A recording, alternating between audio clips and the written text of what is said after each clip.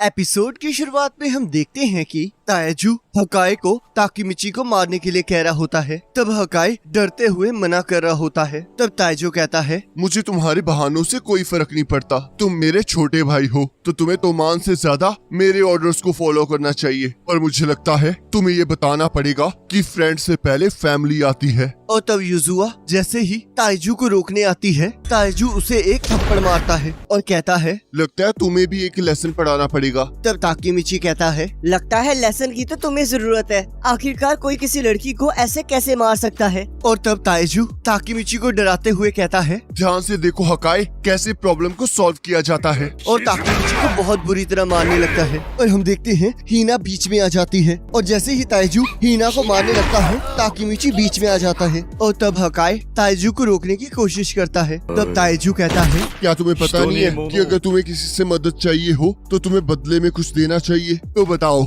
तुम इसे बचाने के लिए क्या कर सकते हो? तब हकाई ताकीमिची को बचाने के लिए ब्लैक ड्रैगन को ज्वाइन करने के लिए मान जाता है। और तब हकाई ताकीमिची को हॉस्पिटल लेकर जा रहा होता है। और तब ताकीमिची हकाई से माफी मांगता है। तब हकाई कहता है, इसमें तुम्हारी कोई गलती नहीं है। मैंने तो पहले ही ये सब कुछ सोच रखा था। मैं तो तुम्हारा शुक्रिया अदा करना चाहता हूँ कि तुम युजुहा के लिए खड़े हुए। मुझे तो लगता है तुम ये सुनकर हैरान हो गए होगे कि मेरा भाई ब्लैक ड्रैगन का बॉस है। मुझे वैसे भी ब्लैक ड्रैगन में जाना था क्योंकि मुझे कुछ करना है। तब ताकीमिची सोचता है, काजुटोरा के हिसाब से हकाई ने ब्लैक ड्रैगन के पुराने कमांडर को मारा था। तो क्या इसका मतलब ये अपने भाई को मार डालेगा? तब यहाँ घर में ताकीमिची उठ के सोचता है, अगर हकाई ने सच में अपने भाई को मार दिया तो फ्यूचर वैसा ही बन जाएगा जहाँ से मैं आया हूँ। तो क्या मुझे अब हकाई को ऐसा करने से रोकना होगा? क्या मुझे सच में ब्लैक ड्रैगन के साथ लड़ना होगा? पर मुझे नहीं लगता मैं ऐसा कर सकता हूँ। पर मुझे फ्यूचर को चेंज करने के लिए ये करना ही होगा और मुझे ये सब कुछ अकेले करना होगा।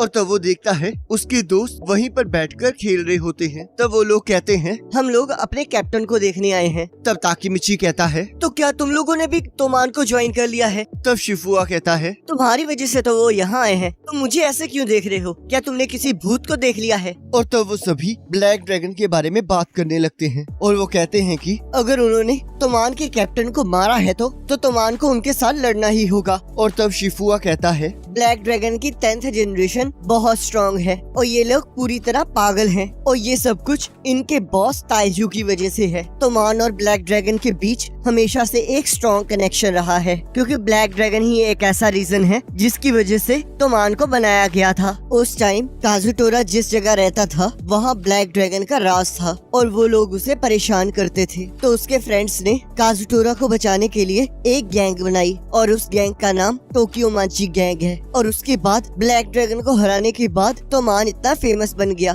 तब सभी लोग कहते हैं, इसका मतलब हमें दोबारा से ब्लैक ड्रैगन से लड़ना होगा। तब शिफुआ कहता है, पर इस बार ब्लैक ड्रैगन को हराना इतना आसान नहीं है क्योंकि इस बार की जनरेशन पुरानी जनरेशन से अलग है। हमारी लड़ाई के बाद ब्लैक ड्रैगन को पूरी तरह से तबाह हो जाना चाहिए था, पर ताएजू ने उन्हें बचा लिया और उसने ब्लैक ड्रैगन को पूरी तरह से बदल दिया। उसने ब्लैक ड्रैगन के सारे मेंबर्स को मिलिट्री की तरह बना दिया जो कि बहुत खतरनाक है। और तब टाकुआ पूछता है, आखिरकार उनके पास इतना पैसा आया कहाँ से? तब शिफुआ कहता है, ताएजू को सिर्फ एक ही चीज सभी से अलग करती है क्योंकि वो वायलेंस बेचता है और वो अमीर लोगों के लिए लड़ता है ताकि वो अपनी गैंग के लिए पैसे कमा सके। तब ताकीमिची सोचता है, इसी तरह तो ब्लैक ड्रैगन फ्यूचर में काम करता है तो इसलिए मुझे ये रोकने के लिए ब्लैक ड्रैगन के साथ लड़ना ही होगा। तब शिफुआ कहता है, इस बार की ब्लैक ड्रैगन बिल्कुल अलग है और अगर तोमान ब्लैक ड्रैगन से लड़ा तभी ताकीमिची कहता है, तोमान को लड़ने की जरूरत नहीं है। ये सब कुछ मेरे और ब्लैक ड्रैगन के बीच में है तो इसलिए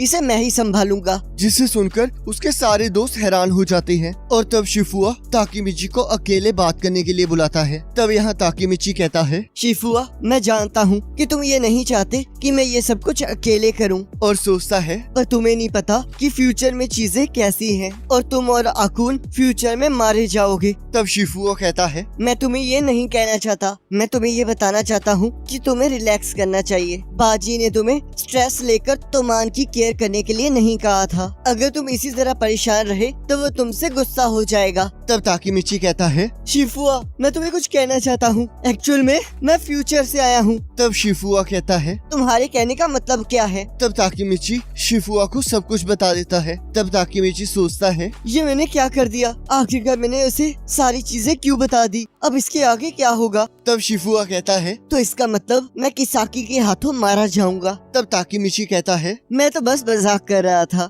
तब शिफुआ कहता है। मुझे ये तो नहीं पता कि तुम फ्यूचर से आए हो या नहीं, पर काफी बार ऐसा हुआ है जब मुझे लगा कि तुम थोड़ा अलग तरीके से बिहेव कर रहे हो। और वालहला के फाइट से पहले मैंने सुना था कि तुमने बाजी को मरने से मना किया था, तो इसका मतलब तुम्हें पता था कि वो मरने वाला है, तो इसलिए तुम उसे बचाना चाहते थे। तब ताकीमिची कहता है। तुमने सही कहा, पर हम फिर भी बाजी को बचा नहीं पाए। तब शिफुआ कहता है। तुम तो सच में बहुत कमाल के हो। तुम अब तक अकेले ही लड़ रहे थे और किसी ने भी अब तक तुम्हें थैंक यू नहीं कहा। अपने आप पर गर्व करो ताकीमिची। रिजल्ट मैटर नहीं करता है, इम्पोर्टेंट तो ये है कि तुम अकेले ही इन सब चीजों से लड़े हो, इसलिए मैं तुम्हारी रिस्पेक्ट करता हूँ। तब ताकीमिची कहता है कि तुमने सच में मुझ पे विश्वास कर लिया। तब शिफुआ कहता है। क्योंकि यही एक रीजनेबल एक्सप्लेनेशन है उस चीज की, और अब हम पार्टनर्स हैं। तब ताकीमिची रोते हुए थैंक यू कहता है। और तब यहाँ खाना खाते हुए शिफुआ कहता है। मुझे यकीन नहीं हो रहा कि मैं किसाकी के हाथों मारा गया, तो इसका मतलब हमेशा से किसाकी ही हमारा दुश्मन था।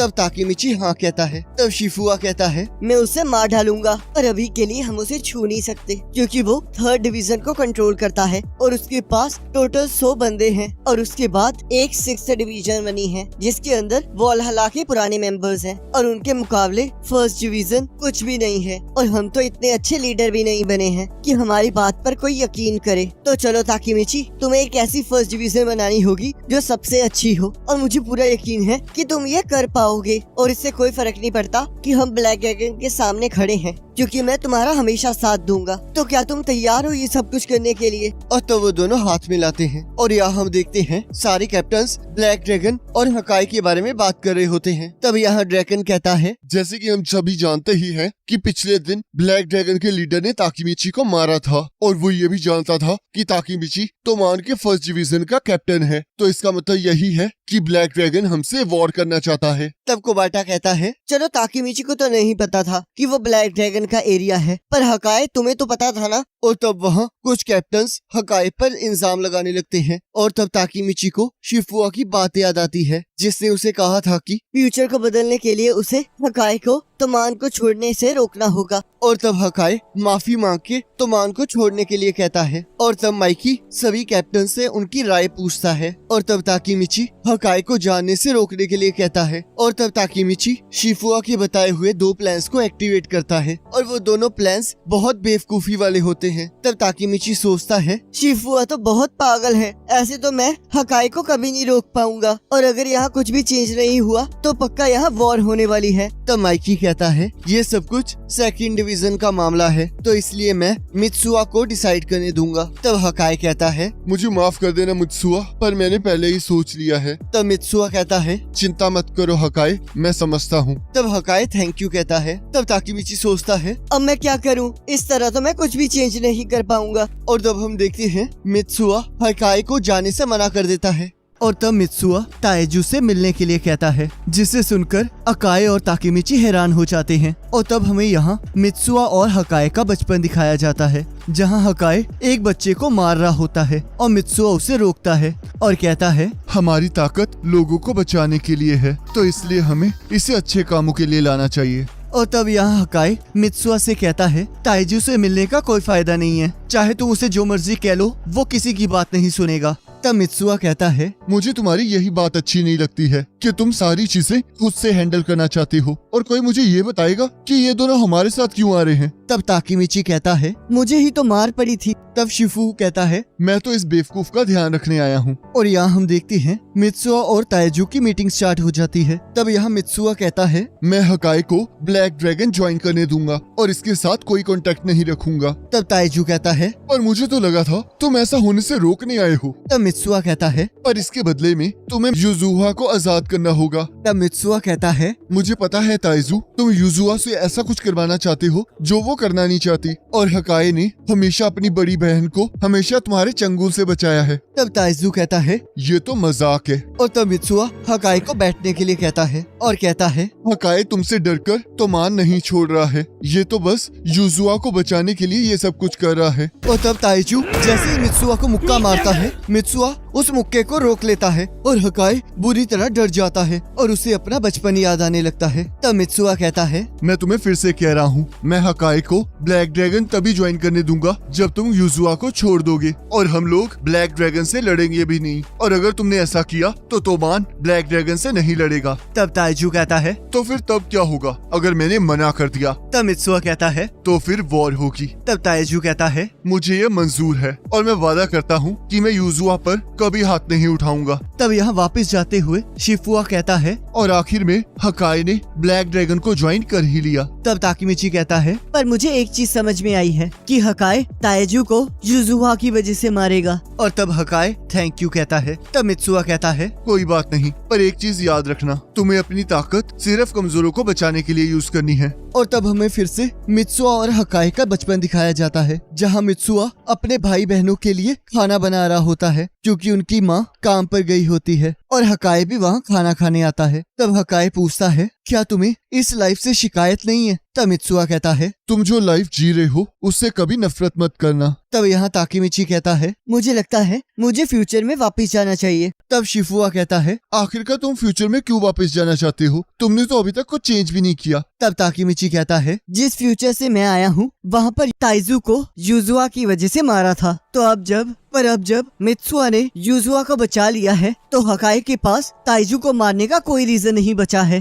तो शायद फ्यूचर चेंज हो चुका होगा। तब शिफुआ कहता है, शायद ये हो सकता है, पर अभी तुम्हें ये कंफर्म नहीं पता कि हकाए ने ये सब कुछ युजुआ के लिए किया है, और तुम्हारे मुताबिक तुम इस टाइम जेल में हो, और अगर बाई चांस फ्यूचर चेंज नहीं हुआ होगा तो तुम नाओटो से दोबारा से हाथ कैसे मिलाओगे? तब ताकिमिची कहता है, तुम्हारी बात में पॉइंट है, और शायद ऐसा करने से मैं कभी वापस भी ना आ पाऊँ। तब शिफुआ कहता है, और मेरे हिसाब से जब तक तुम कुछ चेंज नहीं करोगे तब तक फ्यूचर चेंज नहीं होगा, और युजुआ को बचाने का डिसीजन तो मित्सुआ का है। तब ताकिमिची कहता है, शायद तुम ठीक कह रहे हो। और तब हकाए ताकिमिची से मिलने आ जाता है और कहता है, तुम्हें मेरी तरफ से मित्सुआ को थैंक यू कहना होगा। हमारी फैमिली हमेशा से अजीब सी रही है क्योंकि बचपन से हमारी माँ नहीं थी और डैड भी लगभग घर पे नहीं ही होते थे। तब ताइजू ही था जो सबसे बड़ा था और वही पूरे घर पर राज करता था। वो चाहे बहुत स्ट्रॉन्ग था पर उसके पास एक और चीज थी कि जो भी उसके साथ जुड़ता था वो उसे लाइक करता था, और उसे लड़ाई करनी भी बहुत अच्छे से आती थी। वो अपने दुश्मनों को सिर्फ हराता ही नहीं था, वो उन्हें बहुत बुरी तरह मारता था, और वो इसी तरह मुझे और मेरी सिस्टर को ट्रीट करता था। और मुझे हमेशा लगता था कि प्यार हमेशा दर्द ही देता है, क्योंकि मुझे तो हमेशा से ऐसा ही प्यार मिला है। पर मित्सुआ के मिलने के बाद मेरी पूरी दुनिया ही बदल गई। वो जब मेरी एज का था वो तब से अपनी फैमिली का ध्यान रख रहा है, पर चाहे इसकी वजह से उसकी लाइफ जितनी मर्जी टफ हो वो फिर भी खुश रहता था। और जब मैंने उसके हाथ के बना हुआ खाना खाया तब पता नहीं क्यों मेरी आंखों में आंसू आ गए, और उसने हमेशा मुझे एक ही चीज कही है कि मुझे अपनी ताकत को दूसरों को बचाने के लिए यूज करनी चाहिए। तो इसलिए मैंने तय किया कि मैं अपनी फैमिली को बचाऊंगा, और तब से मैंने अपनी और युजुआ के हिस्से की मार खाई है, जिसकी वजह से युजुआ कुछ टाइम तक बची रही। पर एक दिन ताइजू ने अपना वादा तोड़कर युजुआ पर हाथ उठा दिया। इसका मतलब वो इस बार भी मित्सुआ से किया हुआ वादा नहीं निभाएगा और वो कभी भी युजुआ को फ्री नहीं करेगा।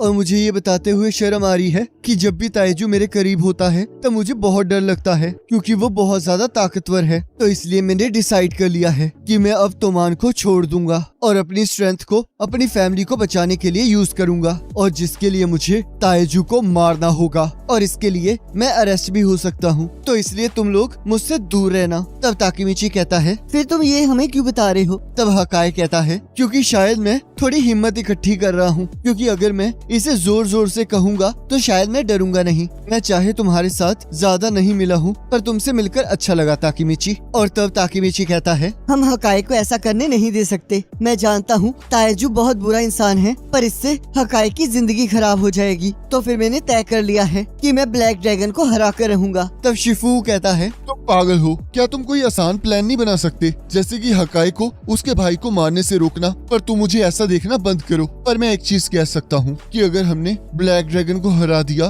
तो हम फ्यूचर चेंज कर सकते हैं। तो चलो फिर इसे साथ में करते हैं। और यहाँ मित्सुआ युजुआ से मिलने आता है और उसे बताता है कि अब हकाई की वजह से तुम आजाद हो। तब युजुआ कहती है, ये सब कुछ उसकी वजह से नहीं, तुम्हारी वजह से हुआ है, तो इसके लिए थैंक यू। और पता नहीं हकाई क्या सोच रहा है। तब मित्सुआ कहता है, चिंता मत करो, तुम्हारा भाई बहुत ज्यादा स्ट्रॉन्ग है। और तब युजुआ वहाँ से चली जाती है। तब मित्सुआ कहता है, लगता है युजुआ कुछ छुपा रही है, और अगर मैं ध्यान से सोचूं तो ये काम करना कुछ ज्यादा ही आसान था। और तब माइकी और मित्सुआ राइडिंग करने चले जाते हैं। और तब मित्सुआ ड्रैकन को ऑफिसर मीटिंग के लिए मना कर देता है। और तब माइकी कहता है, हमारे फाउंडिंग मेंबर्स हाफ हो चुके हैं और अब मुझे समझ नहीं आ रहा कि मैं उसी तरफ जा रहा हूँ जहाँ पर मैं जाना चाहता था। तो ब्लैक ड्रैगन को भूल जाओ और मुझसे वादा करो कि तुम हमें कभी नहीं छोड़कर जाओगे। तब मित्सुआ माइकी से वादा करता है। और यहाँ शिफुआ और ताकीमिची मीटिंग में ब्लैक ड्रैगन के साथ लड़ने की बात करते हैं। और तब सभी कमांडर ऐसा करने से मना करने लगते हैं। और तब ड्रैगन कहता है,